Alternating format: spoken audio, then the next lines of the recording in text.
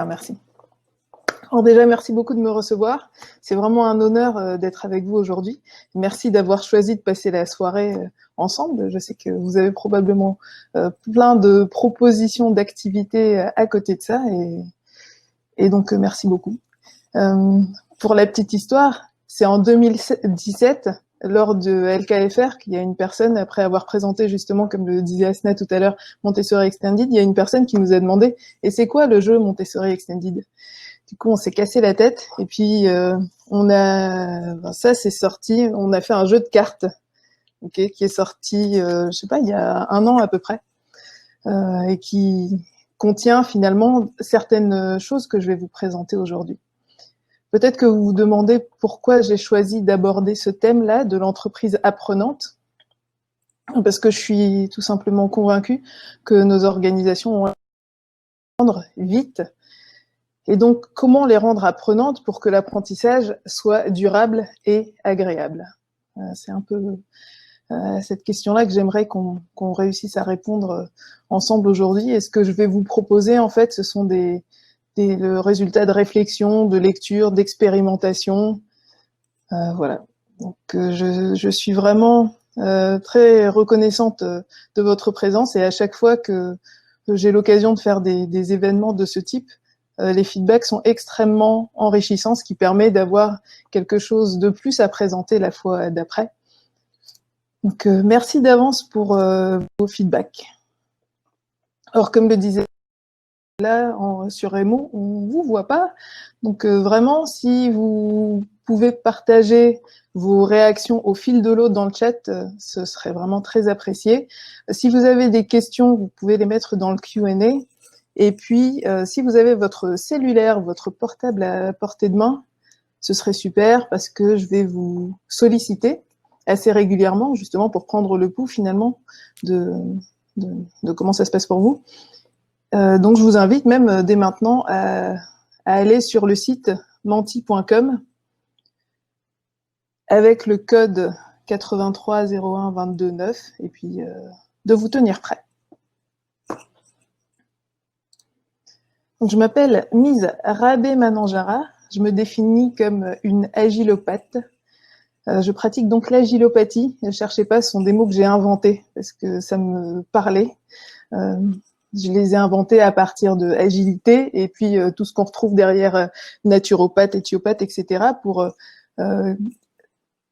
pour aller chercher finalement cette médecine douce des organisations pour des salariés et des clients heureux. Je vous redonnerai le code au moment où ça s'affichera, vraiment pas de souci. Juste pour vous dire que ça fait à peu près 3 ans que je travaille sur Montessori Extended avec ou sans Nadia. Merci Asna. Et ce mois-ci a été extrêmement productif puisque cette année même, j'ai eu l'occasion de passer à Agile en scène. Vous avez peut-être vu les vidéos. Agile Tour Toulouse sur le thème Suis-je un manager agile? Agile Tour Montréal, neurosciences et agilopathie. Je suis en train de faire le montage vidéo. Et puis, j'ai eu l'honneur de pouvoir présenter mon interprétation de Montessori lors de la conférence Lead Montessori de 2020 qui s'est tenue la semaine dernière. Donc, beaucoup de choses cette année pour moi. Et voilà, donc là, c'est l'occasion d'aller sur le Menti pour apprendre à vous connaître, puisque je vous en ai dit un peu plus sur moi. Et donc, le code, exactement, yeah. Donc, pour ceux qui ne l'ont pas encore, le code, il est indiqué ici en haut de l'écran, c'est le 83 01 22 9. Yeah. Bienvenue à ceux qui nous rejoignent, on est en train de faire connaissance et on va parler d'apprentissage en entreprise ou de comment créer les conditions pour un apprentissage durable et agréable. En chaussettes. Beaucoup de personnes à Paris, à la maison, à Blagnac. Moi aussi, je suis chez moi. Bruxelles. Hello Bruxelles. Lyon, Toulouse. Cool. Nantes. Il y a beaucoup de personnes à Paris, Nantes, Toulouse. Et beaucoup de personnes chez elles. Nice. Bonjour Sébastien. Ouais, t'as un grand canapé, Loïc.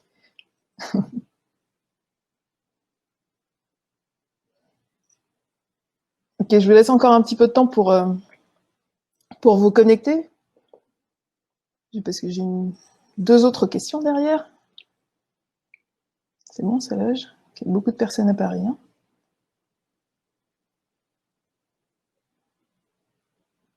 J'imagine que vous connaissez cet outil, ça s'appelle Mentimeter.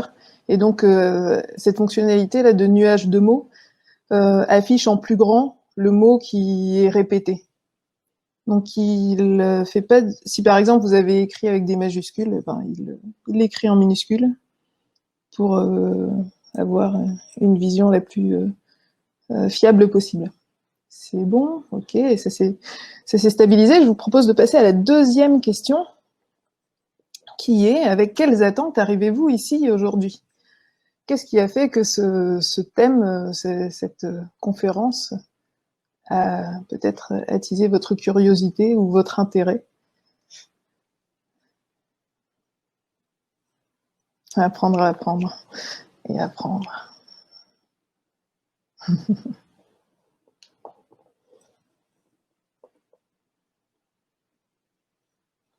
Apprendre, échanger, l'évolution des organisations, se détendre et apprendre, pédagogie Montessori en entreprise, favoriser l'apprentissage en entreprise. Ok, avec plaisir, je partagerai mon expérience puisque j'ai prévu de vous raconter un exemple à minima. Apprentissage en entreprise en douceur, tout à fait. Et j'ai aussi des partages de sources à vous faire. J'ai préparé un slide share sur lequel je vous mettrai ça à disposition. Je vous donnerai le lien après la présentation. Et la curiosité envers Montessori, la réduction des frustrations, entreprise apprenante, comment la mettre en œuvre. Ok, super. Super, merci beaucoup. Je vous propose de passer à la troisième question qui est quel est votre rôle ou quel est votre titre en tant que quoi vous arrivez avec ces attentes aujourd'hui? Est-ce que vous êtes Scrum Master, coach agile, directeur d'entreprise? Qu'est-ce qui fait que vous avez cette envie aujourd'hui? À qui est-ce que je m'adresse?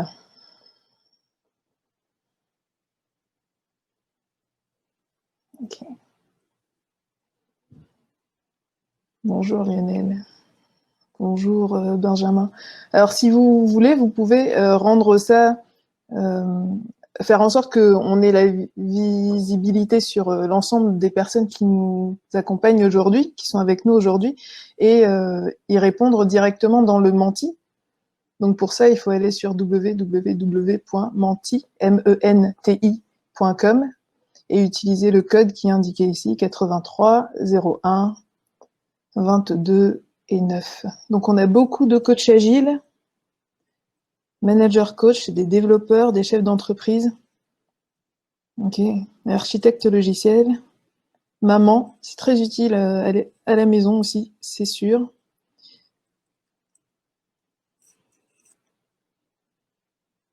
Coach agilopathe, des ludopathes, ok, super, super, super. Je vous laisse encore le temps, évidemment, j'imagine que vous avez plusieurs rôles et peut-être que vous pouvez vous envisager d'utiliser tout ça dans le cadre de ces différents rôles.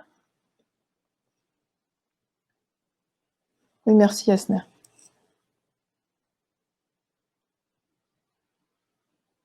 Formateuf. Elle est bonne. Du coaching systémique, product manager. Ok. Ok, super. Merci beaucoup pour ce partage. Vous voyez un peu le type de personne qui est avec vous autour de la table aujourd'hui. Et donc, en général, quand on parle apprentissage, transformation, on a souvent en tête cette courbe du deuil. Et en fait, quand on parle de conduite du changement, on parle souvent de formation, de communication. Et ouais, elle fait mal cette courbe. Et on essaye de faire rentrer la connaissance dans les cerveaux. Donc, ça, vu de chez moi, ça ressemble un peu à ça. C'est souvent comme un parcours unique pour tous les membres de l'organisation, quel que soit leur passé, quelle que soit leur expérience. Bon, et on voit bien que ça fonctionne pas si bien que ça, puisqu'on nous parle tout le temps de résistance au changement. C'est difficile de tenir des vagues comme ça. Si on s'appelle pas Moïse, c'est compliqué. Donc la proposition que je voudrais vous faire, c'est de profiter en fait de l'énergie de la vague et d'apprendre à la surfer en comprenant les processus d'apprentissage de l'être humain. Parce que si on veut que l'organisation soit apprenante, et finalement que chaque individu soit capable d'apprendre et qu'il apprenne en communauté. Voilà, c'est cette philosophie-là que j'essaye de porter avec l'agilopathie, et pour cela, je m'inspire énormément de la pédagogie Montessori. Donc, la pédagogie Montessori, cette dame-là, qui s'appelle Maria Montessori, qui l'a inventée. La toute première école date de 1907, donc vous imaginez que c'est pas récent. C'est une des premières femmes médecins d'Italie. Et elle nous dit: n'élevons pas nos enfants pour le monde d'aujourd'hui, ce monde n'existera plus lorsqu'ils seront grands, et rien ne nous permet de savoir quel monde sera le leur. Alors, apprenons-leur à s'adapter. Et donc tout ça, c'était bien avant l'agilité. Vous imaginez, début du siècle. Ouais. Alors maintenant, avec notre monde VUCA, c'est encore plus nécessaire. Et je pense que c'est vraiment de ça dont on a besoin dans les organisations actuelles. Et c'est pour ça que je suis allée regarder ce qu'elle faisait et comment, et que j'ai essayé d'identifier dans sa pédagogie ce qu'on pouvait extraire et ramener dans nos organisations. Donc finalement, ma proposition, ce serait d'essayer de répondre, en tout cas de vous proposer une réponse à cette question: comment créer les conditions optimales pour une organisation apprenante en s'inspirant de la pédagogie Montessori. Pour faire ça, on a 3 grandes étapes, on va dire. Je vais vous présenter une des composantes du concept Montessori Extended, qui s'appelle les tendances humaines, sur lesquelles s'appuient les processus naturels d'apprentissage chez l'être humain. Probablement vrai, Farouk, que Socrate le disait aussi. Ensuite, je vous partagerai quelques liens, bibliographie et contacts. Et puis, ce sera open discussion avec tout le monde pour échanger soit sur des cas concrets, soit sur ce que vous voulez finalement. Donc, avant d'aller sur les tendances humaines en tant que telles, j'aimerais vous proposer de vous mettre en tête une situation dans laquelle vous avez à accompagner finalement un apprentissage organisationnel et de voir comment vous pourriez utiliser ce qu'on va voir ensemble, ce que je vais vous présenter, pour votre situation. Donc j'aimerais qu'on prenne quelques minutes pour que, individuellement, vous identifiez la situation, vous en dressiez le portrait et que vous identifiez les actions que vous avez déjà mises en place pour réaliser cet apprentissage organisationnel. Pour faire ça, on va se laisser 5 minutes. Et puis, je compte sur Asna pour nous timeboxer.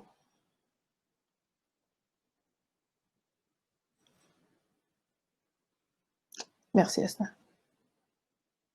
Si vous avez des questions sur la consigne, je suis dispo. Et l'idée, c'est de trouver une situation concrète actuelle que vous rencontrez, où vous souhaitez réaliser un apprentissage organisationnel, faire réaliser un apprentissage organisationnel, et de voir à quoi ça correspond, c'est quoi cette situation, et ce que vous avez déjà essayé de mettre en place.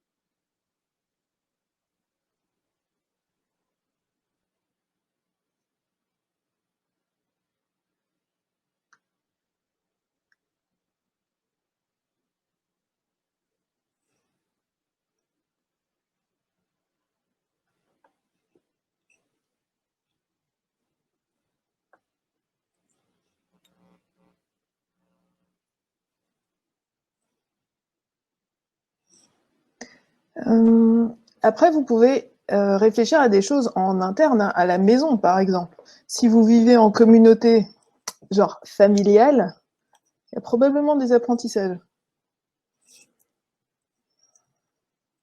Par exemple, avec mon fils, c'est l'organisation de son travail à l'école.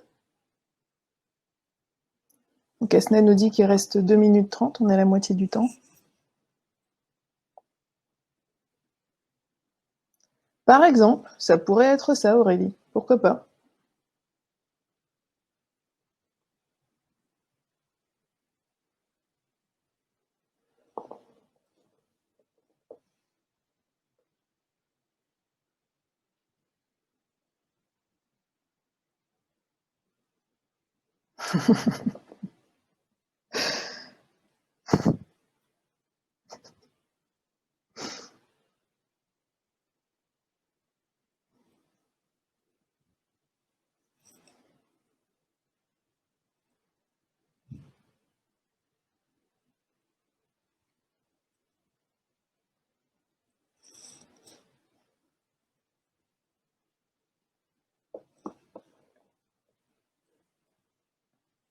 Non, faut pas répondre sous menti. C'est juste pour vous que vous imaginez bien cette situation pour voir ensuite par rapport à ce que je vais vous partager s'il y a des choses que vous pouvez réutiliser. C'est pour avoir un support de réflexion finalement.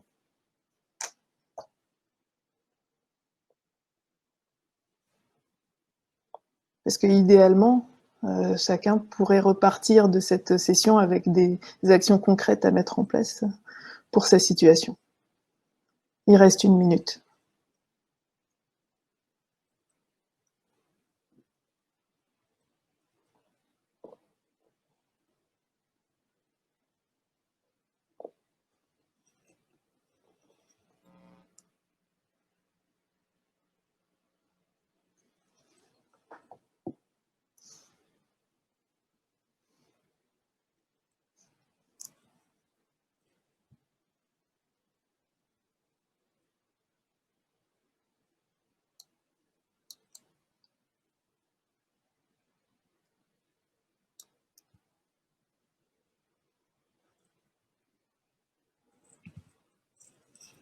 Je pense qu'on est au bout là, Asna, c'est ça?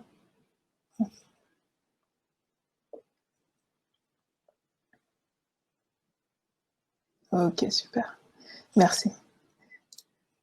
Bon, maintenant que chacun a sa situation, on va pouvoir passer à la partie présentation.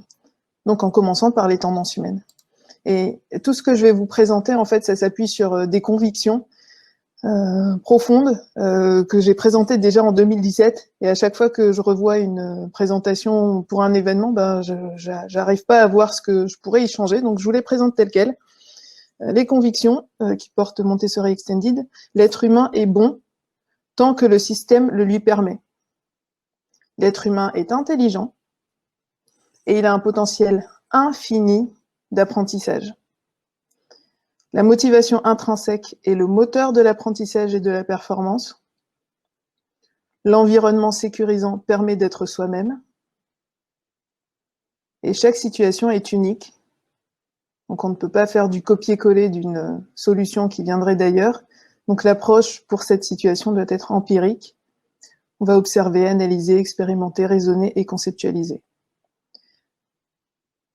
Donc l'idée, c'est qu'on a confiance dans la nature humaine et dans le fait que ça va bien se passer si on met en place les bonnes conditions finalement.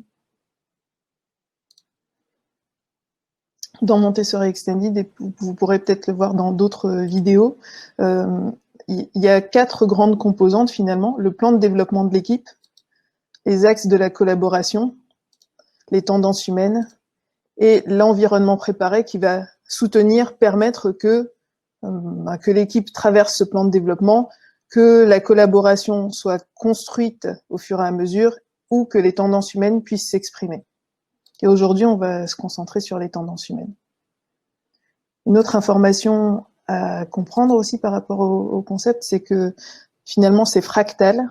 C'est-à-dire que dans une équipe, on peut considérer que l'individu, c'est une personne, Et on pourrait très bien considérer que dans un département, par exemple, qui serait un ensemble d'équipes, que l'individu soit une équipe. Okay, donc ici, l'individu, c'était une petite personne. Ici, dans le rond vert, l'individu, c'est le rond bleu, etc., etc. C'est fractal. Est-ce qu'il peut y avoir des problèmes, enfin des tendances humaines qui ne peuvent pas s'exprimer pour un individu, une personne, comme il peut y avoir des tendances humaines qui ne peuvent pas s'exprimer pour un individu en tant qu'équipe, par exemple. Ok. Donc maintenant, on arrive aux tendances humaines. Donc j'en ai listé 19 en farfouillant sur Internet, dans les livres qu'a écrit Maria Montessori ou son fils, et j'ai ajouté une dimension propre à Montessori Extended qui sont des catégories. Donc c'est une interprétation. On en a 19. Les deux premières permettent, et c'est ce qui est décrit dans les cartes diagnostiques, les deux premières permettent de créer de la sécurité intérieure. Donc, de l'orientation. Attendez, il faut que je commence autrement.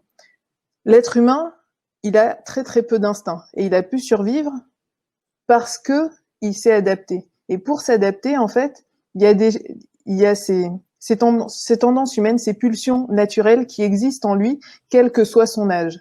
Donc, elle l'a constaté sur les enfants, mais ça ne s'arrête pas quand on sort de l'école. Ces tendances humaines, elles continuent à exister et c'est elles qui nous permettent d'apprendre de nouvelles choses. Elle dit même qu'elle a découvert les lois naturelles de développement psychique qu'il faut respecter et suivre pour assurer la santé de l'esprit. Moi, je pense même que ce qu'elle est en train de dire quand elle dit ça, c'est que si on ne permet pas à ces tendances humaines de s'exprimer, on crée des troubles de santé mentale chez les personnes. Alors, plus ou moins graves, mais ça crée des troubles de santé mentale chez les personnes. Donc, les deux premières, c'est l'orientation et l'ordre. Donc, l'orientation, est-ce que je peux me repérer par rapport à un concept ou par rapport à une situation géographique? Est-ce qu'il y a un ordre dans ce qu'on me présente? Est-ce que j'ai la possibilité d'observer, de faire preuve de curiosité, d'aller explorer comment cette compétence est réalisée dans tel ou tel domaine ou par telle ou telle équipe ou par telle ou telle personne, dans tel ou tel secteur? Donc ça, on est en contact avec l'environnement, on est un petit peu à l'extérieur de l'environnement, on le regarde quelque part, et puis on va avoir la liberté de bouger d'un endroit à l'autre. Et je vous montrerai tout à l'heure une vidéo d'une classe Montessori telle qu'elle a été élaborée par Nadia, et peut-être que ceux qui étaient là en 2017 l'ont déjà vue, mais je trouve qu'elle rend vraiment concret ce que j'essaye de vous présenter ici. Donc l'observation, la curiosité, l'exploration et le mouvement, c'est tout ce qui est où on est en contact avec l'environnement, mais finalement sans vraiment le toucher. En rose, c'est ce que j'ai appelé la catégorie activité, où là, on va essayer de réaliser cette compétence dans notre environnement propre, avec de l'imitation. Je ne sais pas si vous jouez au tennis ou si vous pratiquez un instrument de musique, vous essayez d'abord d'imiter ce que le professeur vous montre, vous essayez de le répéter, vous allez le manipuler, puisque la compétence, elle rentre pas comme ça de façon immédiate. Et puis, quand vous avez fait ça de façon assez régulière, assez fréquente, eh bien, vous essayez de le faire bon du premier coup. Et c'est cette recherche-là, ça existe chez tous les êtres humains, cette envie d'exactitude, le fait que ce soit vraiment fait tout de suite de la bonne façon. Donc, on va retrouver un peu le concept du lean derrière, on va éliminer tous les gaspillages. On est tellement fiers de réussir à le faire de la première fois de la bonne façon. C'est quelque chose qui génère finalement de la satisfaction. Et quand on a réussi à faire tout ça, ben, c'est un peu comme pour quand on conduit une voiture, et ben, ça rentre dans les habitudes, les choses qu'on sait faire et auxquelles on réfléchit plus, alors que jusqu'à avant, c'était quelque chose d'un peu encore compliqué qui nous demandait de l'effort. Et puis peut-être même qu'au bout d'un moment, on veut être encore meilleur à cette compétence-là. Et donc ça, c'est la tendance humaine d'auto-perfection. En même temps qu'on va manipuler, d'accord, là c'est la manipulation de quelque chose, d'un concept ou d'un objet. Vous verrez dans la vidéo qu'il y a énormément de matériel Montessori, puisque justement c'est le matériel qui permet d'aller créer les connexions dans le cerveau et de créer la connaissance, en allant utiliser justement l'esprit mathématique. Et une fois que l'esprit mathématique a compris comment ça se passait dans une situation, dans une autre situation, il y a une autre tendance humaine qui s'appelle l'abstraction qui dit « Et si ça se passe comme ça dans ces deux situations, est-ce qu'il n'y a pas quelque chose qui va ensemble? Est-ce qu'il n'y a pas un concept qu'on peut en déduire ?» Et c'est comme ça, finalement, que les enfants, au lieu d'apprendre des théorèmes, les déduisent eux-mêmes ou en inventent. Et au-delà de l'abstraction, donc là, jusqu'ici, on est en contact avec le réel, on peut aussi aller chercher de l'imagination. Ce concept-là, si je l'applique dans un domaine qui n'a rien à voir et que je n'ai pas encore vu, est-ce que ça pourrait marcher? Et donc là, on va aller chercher cette tendance humaine de l'imagination qui est à l'origine, je pense, de la créativité. Et tout cela se fait en permettant à l'individu de travailler en société, puisque s'il ne travaille pas en société, il ne peut pas finalement vraiment exprimer tout le reste, parce que l'être humain est un être social, et en même temps, il va développer son contrôle de soi. Vous allez le voir tout à l'heure. Donc, ce sont aussi des tendances humaines, le contrôle de soi, la socialisation, le fait que ce qu'on fait est en accord avec notre orientation morale et qu'on réussit à le communiquer aux uns et aux autres. Albert Einstein disait « La connaissance s'acquiert par l'expérience, tout le reste n'est qu'information ».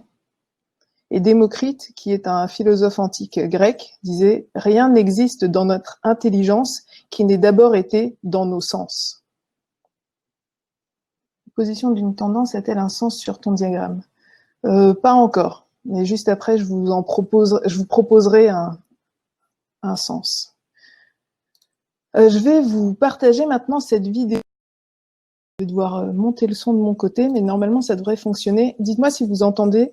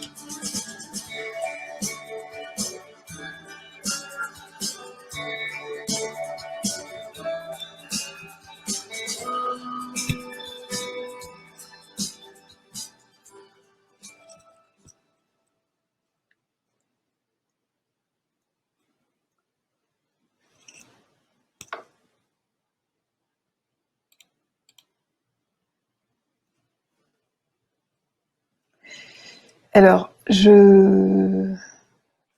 bon, vous m'entendez à nouveau? Ok, super, merci.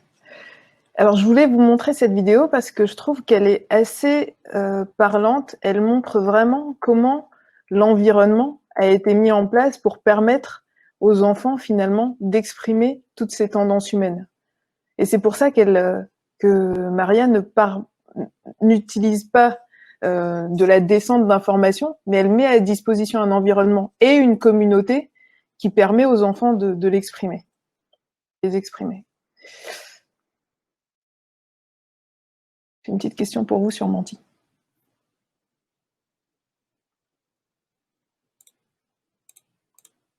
Voilà, j'arrive. Selon vous, quel pourrait être un déclencheur possible du processus d'apprentissage?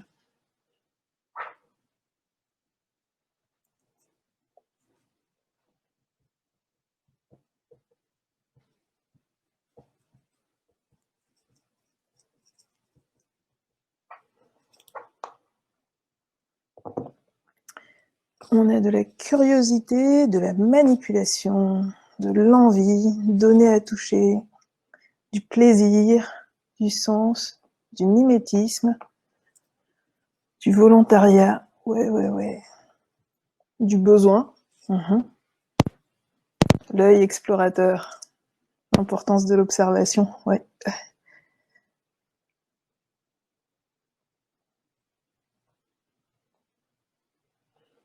De la passion, merci Samira. Un truc faux à réfuter.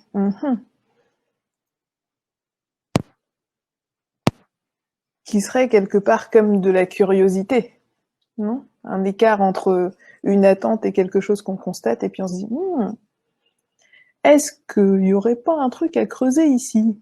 Ah oui, bah d'ailleurs, il y a une personne qui a proposé l'écart entre la réalité et la croyance. Le capital social, possible. L'œil explorateur, ouais. La curiosité, le volontariat. On a tout vu là? Ok. Je pense qu'il y a beaucoup d'options possibles pour rentrer dans un processus d'apprentissage. Moi, celui que j'aime bien et celui auquel... c'est assez étonnant, 2 plus 2 égale 5. Why not? Mais on va peut-être essayer de comprendre pourquoi. Et justement, c'est ça, la curiosité, c'est beaucoup ce qui déclenche finalement l'apprentissage chez des bébés. Et on pourrait faire l'expérience, s'il y avait un enfant, si on fait rentrer par exemple 2 balles dans un sac et puis on en sort une seule, il va être étonné. Un petit bébé. Donc ça, c'est juste une proposition, parce que je suis sûre qu'on peut rentrer dans ce cycle d'apprentissage de X façon, mais je pense qu'un levier assez fort, ça pourrait être la curiosité. Ok Samira, Asnaz, si tu veux bien remettre le lien et le code pour Samira. Alors je vous présente une interprétation. Alors je me dis, un être humain, quand il voit quelque chose, il dit « c'est curieux ça, est-ce que ça marche vraiment ?» Et donc là, on a éveillé quelque part sa curiosité. Puis après, il va se dire « mais est-ce que ça rentre? Est-ce que ça fait du sens dans mon référentiel de pensée ?» Et donc il va essayer de le positionner par rapport à son orientation morale. Déjà, est-ce que ça fait du sens? Est-ce que c'est un truc dont j'ai envie et qui est cohérent avec mes valeurs? Et puis, est-ce que je sais le positionner par rapport à tout ce que je sais déjà? Donc en termes d'orientation, et puis dans quel ordre est-ce que je vais l'aborder, ce sujet-là? À quel moment? Donc on va être dans ces 3 briques-là, et puis c'est vraiment important d'avoir cette espèce de sécurité au début, et quelque part c'est ce que j'ai essayé de faire dans le cadre de cet atelier en vous proposant de vous positionner. Ensuite, il va se dire, mais est-ce que ça marcherait pour moi, dans mon environnement, en se demandant, mais est-ce qu'il y en a d'autres qui l'ont testé? Et donc, il va aller observer, explorer et regarder d'un secteur à l'autre, d'une équipe à l'autre, etc. Et puis, il va se dire, peut-être, mais si moi, je le testais, ok, donc ça a l'air de fonctionner pour d'autres, et moi, je pourrais peut-être le tester chez moi. Donc, je vais imiter, je vais manipuler, et puis, je vais réfléchir. Donc, utiliser mon esprit mathématique pour voir si ça fait du sens par rapport à... et si concrètement, j'arrive à faire des liens et par rapport à ce que je vois et à ce que j'expérimente. Ensuite, si ça c'est validé, cette espèce de POC pilote, je vais le répéter. Et puis je vais essayer d'être meilleur du premier coup, et puis ça rentrera dans mes compétences classiques, donc dans le travail. Et puis au bout d'un moment, je suis tellement fière d'avoir réussi à avoir cette compétence que j'ai vraiment besoin d'en parler. Il faut que je le communique aux autres. C'est super, ça permet de gagner du temps, j'en sais rien. Et donc là, on va rentrer dans cette tendance humaine de socialisation, de communication et de contrôle de soi pour être capable de le présenter et de répondre aux questions qui vont arriver. Ce qui va aussi très probablement alimenter la volonté d'auto-perfection, parce qu'on peut se dire, mais est-ce que je pourrais être encore plus efficace que ce que j'ai déjà testé? Et probablement qu'avec le cerveau des autres, on va avoir d'autres pistes. Et puisque jusque-là on le faisait sur une activité, on pourrait faire une abstraction et voir comment ça pourrait s'appliquer. Est-ce qu'il y a un concept derrière? Et puis imaginer de le positionner, de le répercuter sur d'autres endroits, sur d'autres cadres d'intervention. Donc ça, je sais pas, je me suis amusée un peu avec mes alvéoles à essayer de créer une sorte de cycle d'apprentissage, mais je suis persuadée que certaines personnes rentrent ailleurs. On pourrait très bien rentrer par l'exactitude et puis déclencher de l'auto-perfection, par exemple. C'est pas du tout cloisonné, tout ça. Et puis, une compétence, dans une macro-compétence, on peut avoir plein de petites compétences à l'intérieur qui ont elles-mêmes leur petit cycle d'apprentissage, finalement. Je sais pas si ça fait du sens pour vous. Justement, il y a une question. Il y a une question dans le menti pour savoir un peu où vous en êtes par rapport à ça. Hop.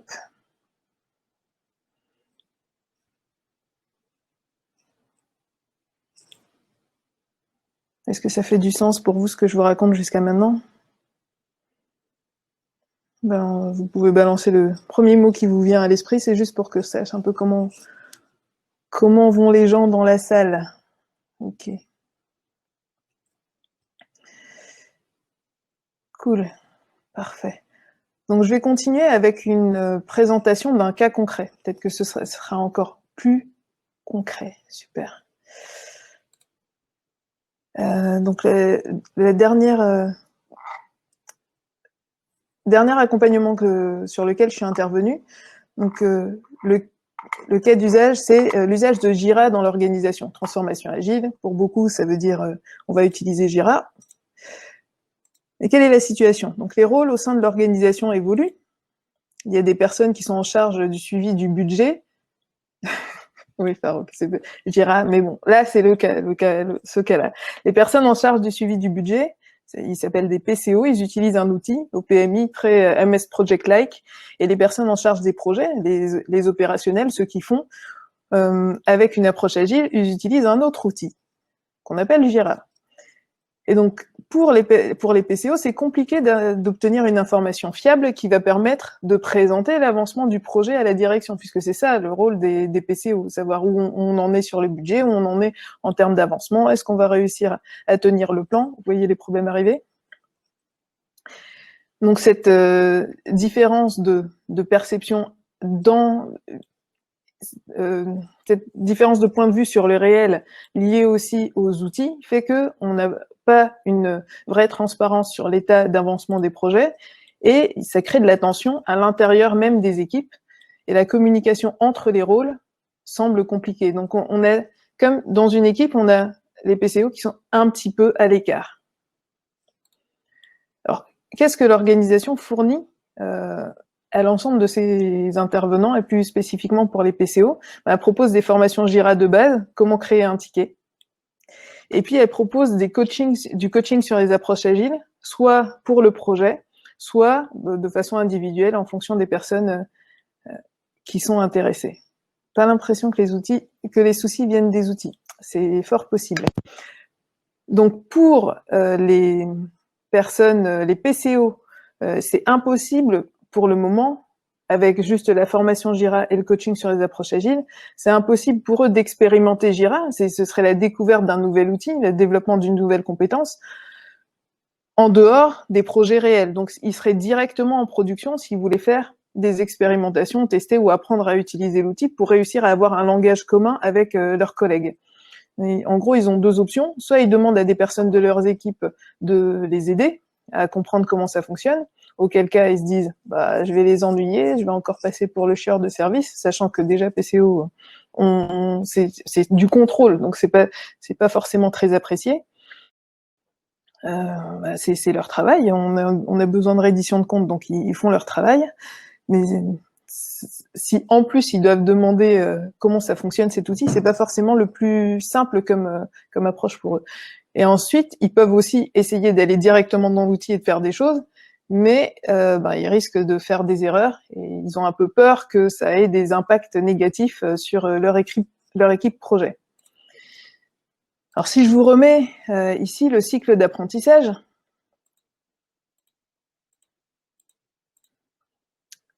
la question est, sur Menti, chers amis, allez.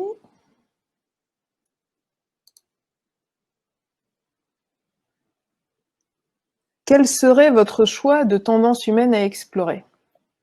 Alors pourquoi je considère que c'est une tendance humaine? Ce serait une tendance humaine qui serait obstruée pour un ensemble de rôles. Donc là, on est sur le niveau fractal, là, on dit sur l'ensemble du rôle PCO, c'est compliqué pour eux d'exprimer quelle tendance humaine. S'il y en avait qu'un de PCO qui avait cette difficulté-là, on s'intéresserait qu'à une personne, mais là, c'est pas le cas.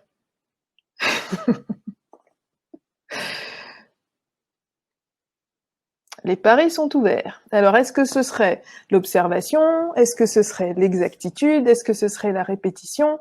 Est-ce que ce serait la perfection? Ou est-ce que ce serait l'orientation? Je vous remets le cycle d'apprentissage.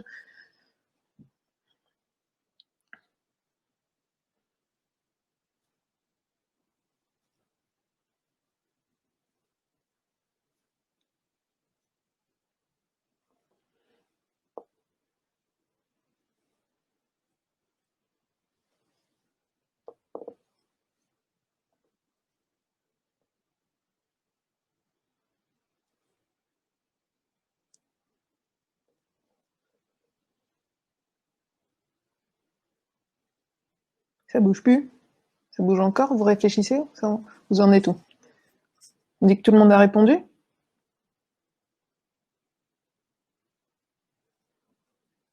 Ah, il n'y a pas ton choix, toucher, expérimenter. Ah oui, ça s'appellerait la manipulation, effectivement. Ça pourrait être rajouté, tout à fait. Tout à fait, Maïra.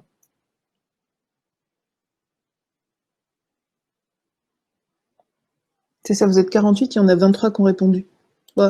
Allez, je pars du principe que c'est bon. Allez. Ok, alors moi je suis partie sur observation, répétition et orientation. Parce qu'a priori, pour le moment, ils savent pas du tout l'utiliser, donc on n'est pas encore dans l'exactitude et l'auto-perfection.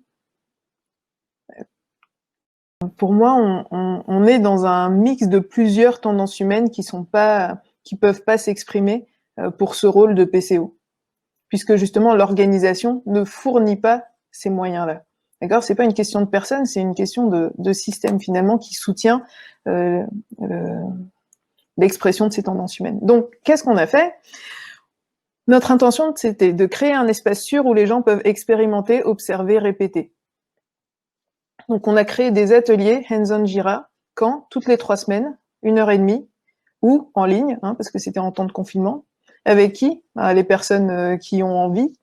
On force personne. Et pourquoi faire? Résoudre leurs problèmes avec le groupe, partager leurs connaissances, poser des questions pour le prochain atelier. Et on leur a mis aussi à disposition un espace bac à sable qu'ils pouvaient utiliser pendant l'atelier ou en dehors de l'atelier. Donc on a eu vraiment de belles surprises pendant ces ateliers, puisque c'était pas forcément l'équipe en charge de Jira avec leurs experts qui faisaient les présentations, c'était des personnes qui utilisaient Jira et qui étaient curieuses de voir comment elles pouvaient aider leurs collègues et de voir comment les autres utilisaient Jira, si eux, ils pouvaient s'en inspirer aussi. Donc, on a découvert des nouveaux add-ons, on a fourni finalement une demande de formation sur un add-on structure qui était le plus adapté pour les PCO, à l'équipe experte en charge de Jira. Et moi, mon rôle, finalement, c'était juste de créer cet espace-là pour que les gens avec une expérience plus ou moins grande puissent partager. Ceux qui avaient plus d'expérience, ils étaient ravis de pouvoir enfin le partager avec des gens et d'apprendre aussi par les questions. Et les autres, tout le monde ne posait pas forcément de questions et tout le monde n'était pas encore sur des projets agiles, mais le résultat, c'était à la fin des sessions, on leur demandait s'ils avaient quels bénéfices ils y voyaient. Ils ont dit, on a pu observer, on a pu voir à quoi ça allait ressembler et on a un peu moins peur. Et puis après, en allant sur le bac à sable, là, ils peuvent manipuler et voir quels sont les impacts du fait de choisir telle ou telle, d'utiliser telle ou telle fonctionnalité. Et puis même, en voyant ce que les autres avaient fait sur les différents projets, ils pouvaient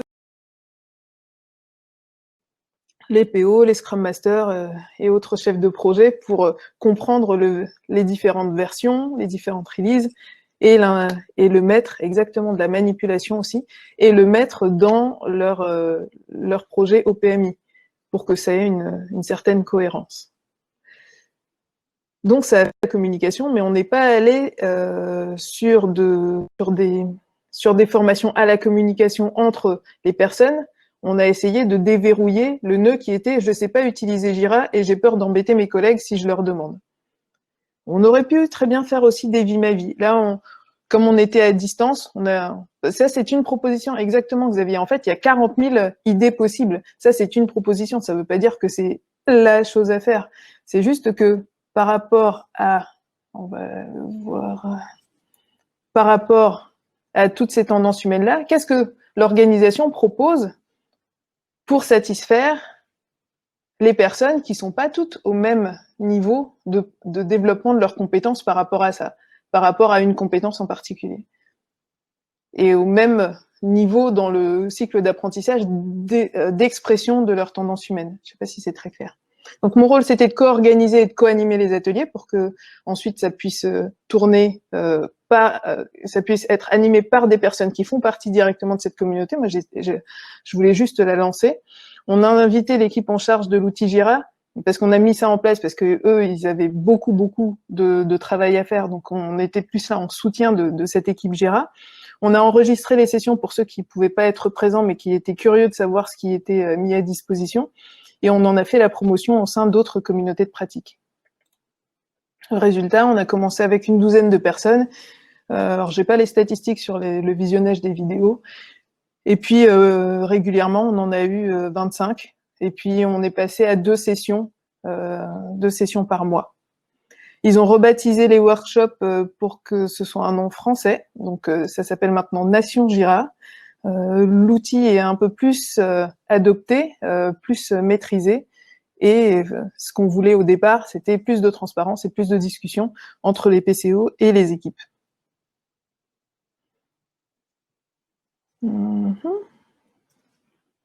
Est-ce que j'ai vraiment une autre?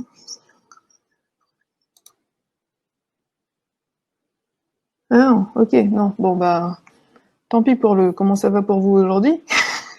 Je passe directement à la bibliographie, comme ça on va pouvoir passer à l'échange en direct live, d'accord? Donc quelques recommandations de lecture, des livres qui me sont vraiment très chers au cœur. Voyage en Misarchie. On essaye d'ailleurs de monter une communauté de personnes qui veulent promouvoir cette dans ce livre, Emmanuel Dockès revoit l'ensemble de la façon dont l'organisation entreprise, mais la société aussi est organisée. Misarchie pour haine du pouvoir. Ricardo Semler. Faire des hommes libres, ça vraiment c'est comme une grosse source d'inspiration avec les communautés de travail autogérées. Puis, tous les livres de Montessori sont extrêmement éclairants. J'ai découvert celui-ci dernièrement quand je préparais ma conférence sur les neurosciences de Daniel Kebel, Live at Work, et comment activer finalement le seeking system que nous avons tous. et qui nous engage à apprendre. Vous avez aussi ma chaîne YouTube, et je vous partagerai tous les liens. Les cartes de jeu sont disponibles sur le site des Agilopathes, avec ce type de disposition. Donc la présentation de ce que c'est, par exemple pour l'observation, c'est la capacité à comprendre l'environnement et les autres avec précision. L'observation peut générer une envie et peut être déclencheur de l'imitation, de la répétition et de l'abstraction. Qu'est-ce qui se passe quand cette tendance humaine ne peut pas s'exprimer? L'individu peut montrer un manque de respect pour la différence, il peut émettre des jugements et avoir beaucoup de préjugés, il peut avoir un filtre très centré sur lui-même, il peut ne pas se soucier de ce que font les autres. Non, et donc des exemples de verbatim, non, ça va de toute manière, j'ai pas le temps d'aller voir comment il fait. Donc ça, ce serait plutôt dans le cas où c'est l'environnement qui empêche cette tendance humaine de s'exprimer, ou bien dans le cas où la personne finalement a été entravée longtemps et a inclus ça dans ses comportements, c'est comment on va pouvoir déverrouiller finalement cette tendance humaine qui était entravée. Tu as vu comment il fait ça? C'est pas terrible, hein? Si. Bon. Donc c'est pas de la curiosité qui vient, c'est plutôt du jugement ici. Voilà, donc un exemple de carte de tendance humaine.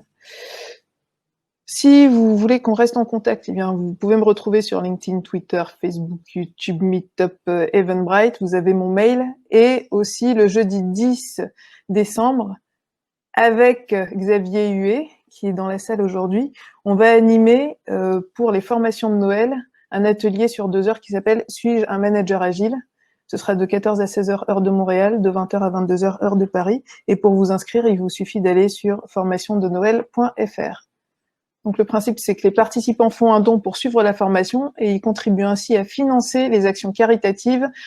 Donc là, c'est organisé pour le Québec, pour la fondation du docteur Julien, qui soigne et aide les enfants vulnérables pour qu'ils grandissent en santé et réalisent leur plein potentiel.